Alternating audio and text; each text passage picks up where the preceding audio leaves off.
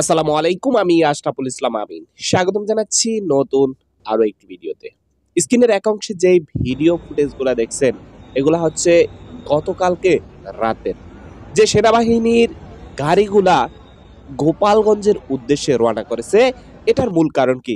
দর্শক, আমরা গতকালকে দেখেছি যে গোপালগঞ্জে ভিন্ন এক চিত্র, যেখানে আওয়ামী লীগের কিছু নেতার প্রাণ বাঁচাতে দায় ঠেকতেছে, সেখানে আবার অন্য কিছু নেতা মাঠে নেমে ব্যাপক পরিমাণে আন্দোলন চালাচ্ছে এবং মহাসড়ককে অবরোধ করার চেষ্টা করতেছে।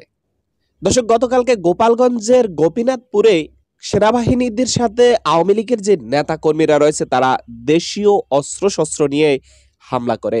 সেখানে প্রায় 12 জনের মতো সেনাবাহিনী আহত হয়েছে।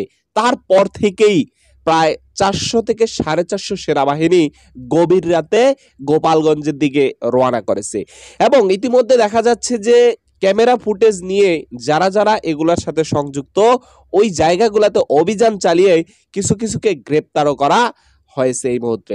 সম্মানিত দর্শক ভাইরা, তার মধ্যে ফেসবুকে দেখা যাচ্ছে কিছু ভিডিও ছড়িয়ে পড়েছে, যেগুলা সেনাবাহিনীরা বিভিন্ন লোককে মারছে, বিভিন্ন লোককে টর্চার করতেছে। এখন এই ভিডিওগুলা যে এখনকার, বিষয়টা কিন্তু এমন না। এখানে আগেরও কিছু ভিডিও রয়েছে যেগুলো এখন মানুষ খুব ভালোভাবে প্রচার করতেছে।